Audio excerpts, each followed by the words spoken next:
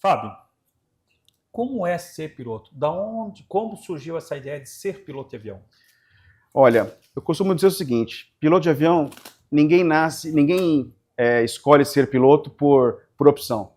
Tem que gostar. É Sim. coisa de criança, lá de trás, de pequeno, que começa a olhar para o céu, começa a ver avião, é uma paixão mesmo. Não tem, fala assim, acho que eu vou fazer faculdade de advocacia, vou fazer nutrição, não, acabo sendo piloto. Não, piloto tem que fazer aquilo que gosta mesmo, porque é uma paixão desde criança. E aí a gente vai galgando situações, vai vivendo aviação.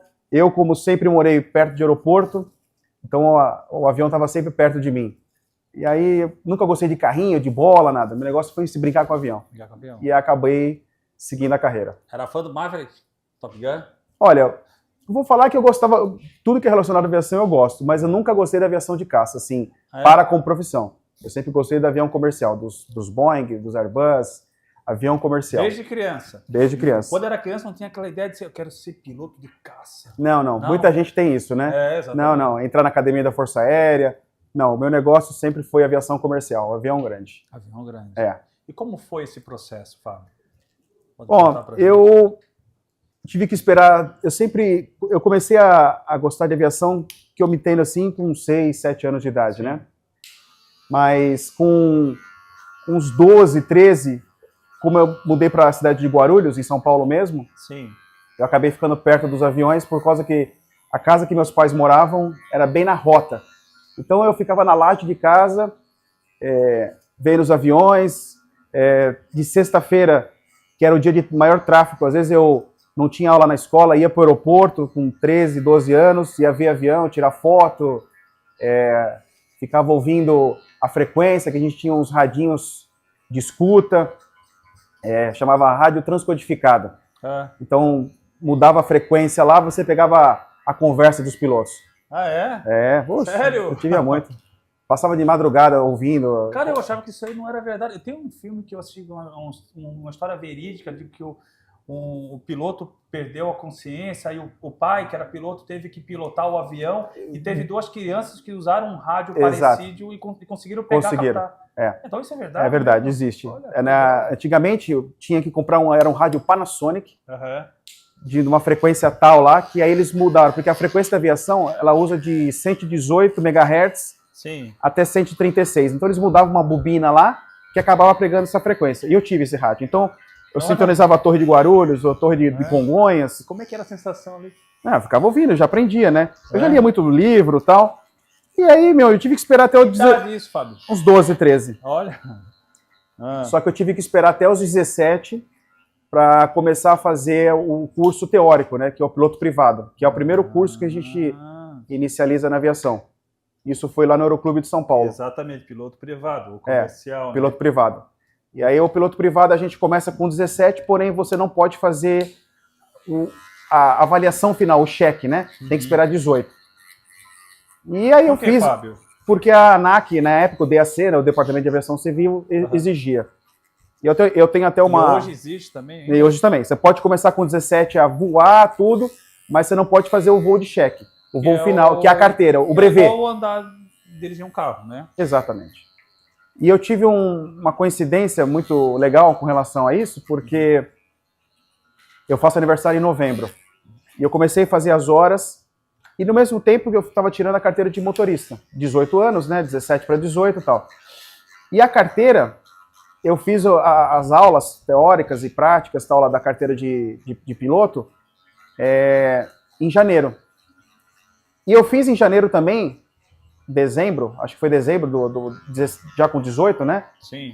A prova para o CNH. Só que o Detran, negócio de férias, tudo, demorou para emitir minha carteira. E a minha carteira de piloto saiu primeiro do que a carteira de motorista. Considera-se então um piloto de avião primeiro que um piloto de automóvel. Exatamente. De tanto que eu gostava. E aí eu comecei a voar o piloto privado, que são 40 horas de instrução, faz um curso teórico de 4 meses, 40 horas de instrução básica, elementar, em avião pequeno, em avião monomotor. Aí você vai lá e faz o cheque, que é um voo de avaliação, para se tornar piloto privado. E o piloto privado o que é?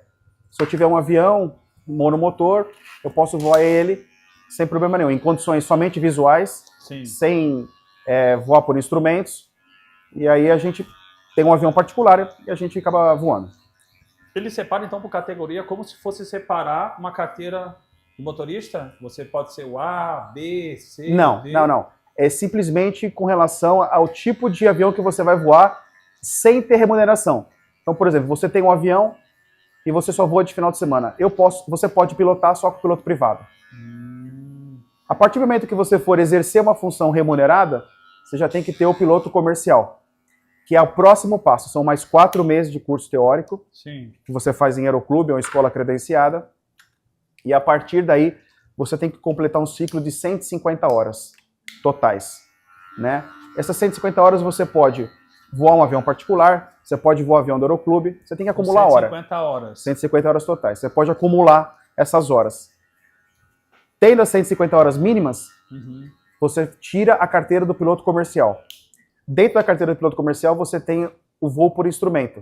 Você tem que voar em torno de 15 a 20 horas de voo por instrumento, porque você só pode voar em condições visuais, ou seja, o tempo tem que estar lindo e maravilhoso. O voo por instrumento seria o simulador? Não, o voo por instrumento é o seguinte, o tempo está fechado, ruim, mau tempo, se o avião é homologado o instrumento, você pode voar em condições de instrumento também, ou seja, sem ter condições visuais de voo, sem ter visibilidade, por exemplo. Você pode entrar dentro da nuvem, de uma formação de nuvens, pousar por instrumento no aeroporto por instrumento. Sim. E você tem condições porque você foi treinado para isso. Com o piloto privado você não pode. A partir do momento que você tem a carteira de voos por instrumento e o piloto comercial, você está apto para arrumar um emprego. Seja ele um táxi aéreo, uma aviação executiva, um empresário ter um avião maior, você pode voar para um fazendeiro. Aviação agrícola você pode voar também, porém você tem que fazer um curso específico para aviação agrícola. Por quê? É por causa dos produtos químicos? Por causa do avião e do tipo de operação. Então a aviação agrícola ela exige outras técnicas a mais para você pilotar. Então você tem que fazer um curso de aviação agrícola. Mas o piloto comercial ele te abrange muitas coisas. Como por exemplo entrar na linha aérea. Você pode voar hoje um Airbus. Eu estou chegando um topetinho aqui. Vamos deixar esse topetinho mais alto? Vamos deixar ele alinhado e não muito pesado para não cair depois, né? Tá. Pode continuar, por favor. E, por exemplo, hoje para você entrar na empresa aérea, só com o piloto comercial já é o suficiente. Bom, enfim, eu tirei todas essas carteiras. E aí o que aconteceu? Eu fui voar num táxi aéreo lá em São Paulo mesmo, só que eu fui do monomotor, eu fui voar um jato, que é um jato executivo. O nome desse jato é da série da Cessna Citation, e eu fui voar o Cessna Citation num táxi aéreo em São Paulo. Isso, que fazia parte... capacidade de passageiros? Ele levava 8 passageiros e 2 tripulantes. Eu era copiloto. Né? Você começa como copiloto, adquire experiência, e um dia você torna-se comandante.